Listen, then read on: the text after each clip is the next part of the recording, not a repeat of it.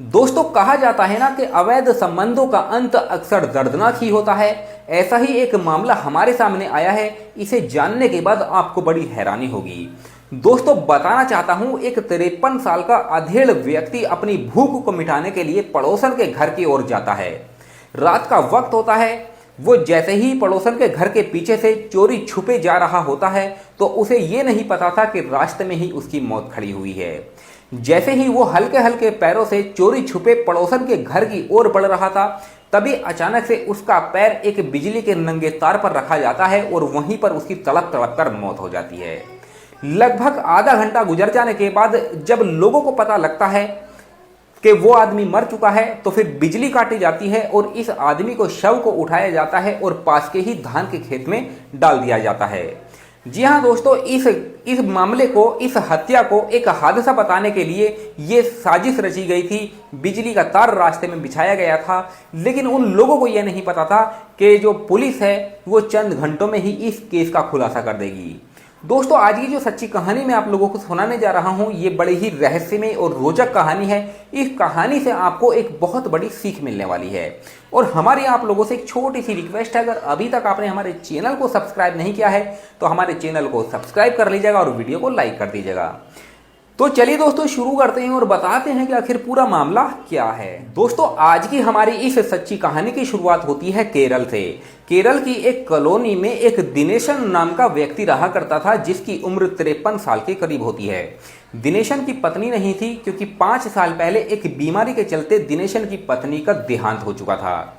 दिनेशन के 2 बेटे होते हैं जो दिल्ली में रहकर अपनी अपनी पत्नियों के साथ जॉब किया करते थे और अपने घर केरल बहुत कम ही वो जाया करते थे।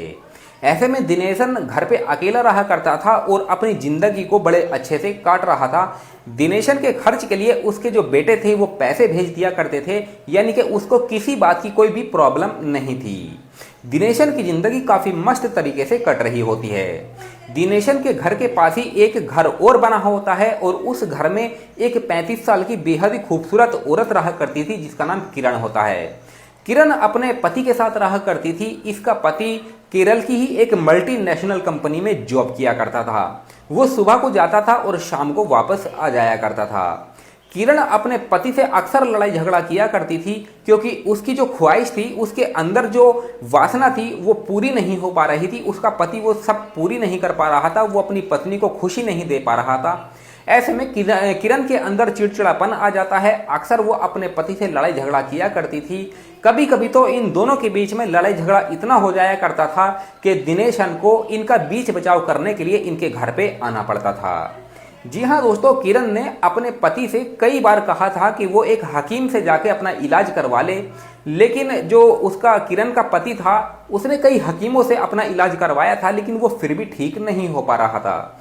अब किरण काफी परेशान आ जाती है। वो सोचती है कि ऐसे तो मेरी जिंदगी बर्बाद हो जाएगी, मेरी जवानी बर्बाद हो जाएगी। अब किरण एक बीच का रास्ता निकालने में लग जाती है। दोस्तों, किरण और उसके पति के बीच में जब भी झगड़ा हुआ करता था तो दिनेशन इनके घर पे आके इन दोनों का झगड़ा निपटा दिया करता था। दिनेशन जब किरण के घर पे होता था तो किरण को काफी अच्छा लगा करता था। ऐसे में किरण का पति जब ड्यूटी जाया करता था तो किरण दिनेशन को अपने घर पे बुलाया करती थी। फिर ये दोनों एक साथ बैठ के घंटों घंटों बातें किया करते थे। धीरे धीरे दिनेशन समझ जाता है कि कहीं ना कहीं किरण के दिल में उसके लिए प्यार है, और किरण भी समझ जाती है कि दिनेशन के दिल में कहीं ना कहीं उसके लिए भी प्यार है। लेकिन ये दोनों एक दूसरे से कहने से डरते थे। लेकिन एक दिन ऐसा भी आता है दोस्तों कि इन दोनों में जो रिश्तों की मर्यादा है वो तार तार हो जाती है। मैंने पहले ही आप लोगों को कहा है कि अवैध संबंधों का अंत बेहद ही दर्दनाक होता है, और आगे चल के दिनेशन के साथ भी कुछ ऐसा ही होने वाला था। जी हाँ दोस्तों, लगभग 2 महीने का समय जब गुजरता है तो पड़ोसियों को किरण और दिनेशन के ऊपर कुछ शक हो जाता है, और कुछ दिन के अंदर अंदर वो शक यकीन में बदल जाता है। जी हाँ दोस्तों, पड़ोसी किरण के पति को इसके बारे में बताता है कि तुम्हारे जाने के बाद तुम्हारी पत्नी क्या गुल खिलाती है। अब किरण का पति जो होता है वो किरण के पास आता है और उससे सवाल जवाब करने लगता है। अब किरण अपने पति को समझाती है कि तुम बाहर के लोगों की बातों में आ गए, वो तुम्हें चढ़ा रहे हैं कि तुम्हें मेरे ऊपर यकीन नहीं है, क्या मेरे ऊपर विश्वास नहीं है, मैं ऐसा गलत कदम बिल्कुल भी नहीं उठा सकती हूँ। हालांकि उस दिन किरण अपने पति को बड़ी सफाई के साथ समझा देती है, लेकिन दोस्तों कहा जाता है ना कि आप कुछ भी गलत कर लीजिए तो एक ना एक दिन आपकी सच्चाई सामने आ ही जाती है। आखिरकार कुछ दिन के अंदर अंदर दिनेशन और किरण की सच्चाई भी सामने आ जाती है। अब किरण का पति जो होता है वो दिनेशन के घर पे जाता है और उसे धमकी देता है और उसे समझाता है कि वो उसकी पत्नी से दूर रहे, नहीं तो अंजाम बुरा होगा। अब ये जो किरण का पति होता है वो अपनी पत्नी को भी समझाता है कि तुम जो ये सब कर रही हो ये गलत है, तुम जो कर रही हो ये बेहद ही गलत है और तुम्हें ये सब नहीं करना चाहिए। तो किरण अपने पति को कह देती है कि तुम मेरी जिंदगी मुझे अपने तरीके से जीने दो और तुम अपनी जिंदगी अपने तरीके से जियो। हालांकि किरण और दिनेशन को बार बार उसने समझाया था, फिर भी ये दोनों मान नहीं रहे थे। एक दिन ऐसा भी आता है कि किरण का पति अपने मन में ठान लेता है कि कहीं ना कहीं अब दिनेशन को रास्ते से हटाना ही पड़ेगा। जी हाँ दोस्तों, वो एक दिन रात में एक ऐसा प्लान, एक ऐसा षड्यंत्र रचता है जिसमें कि दिनेशन की मौत हो जाती है। वो अपने घर के पीछे नंगे बिजली के तार बिछा देता है और उनमें बिजली चालू कर देता है। दोस्तों किरण का जो पति होता है वो इस बात की दोस्तों किरण का पति जो होता है अब दिनेशन के आने का इंतजार करने लगता है कि कब वो मेरी पत्नी से मिलने के लिए आएगा। अब रात का वक्त होता है, जैसे ही दिनेशन चोरी छुपे किरण से मिलने के लिए उसके घर पे जाता है तो उसका पैर एक नंगे तार पर रखा जाता है जिसमें बिजली आ रही होती है और दिनेशन की वहीं पर तड़प तड़प कर मौत हो जाती है। थोड़ी देर के बाद बिजली कट की जाती है, फिर दिनेशन का शव उठाया जाता है और एक धान के खेत में फेंक दिया जाता है। दोस्तों इस हत्या को एक हादसा बताने के लिए किरण के पति ने यह षड्यंत्र रचा था। अब अगले दिन जब सुबह होती है तो आसपास के लोग जब बाहर निकलते हैं तो उनको पता लगता है कि दिनेशन का शव एक धान के खेत में पड़ा हुआ है। वहां के लोग इस चीज को देख के, इस मंजर को देख के काफी हैरान हो जाते हैं और वो सोचते हैं कि आखिर ये सब कैसे हुआ है। हालांकि लोगों को तो यही लग रहा है कि दिनेशन को बिजली ने पकड़ लिया है, बिजली का झटका उसे लगा है और उसी से उसकी मौत हुई है। लेकिन कुछ लोग ऐसे थे जिनको इस बात का यकीन नहीं हो रहा था, तो वो लोग पुलिस को बुला लेते हैं। फिर पुलिस जब वहां पर आती है और इस केस की छानबीन करती है, दिनेशन के शव को पोस्टमार्टम के लिए भेजा जाता है। अब छानबीन करने के बाद दोस्तों पुलिस को कहीं ना कहीं किरण के ऊपर शक हो रहा था कि किरण ने ही उसके साथ कुछ ना कुछ गलत किया है। अब किरण को वो कस्टडी में ले लेते हैं, किरण से पूछताछ शुरू कर देते हैं।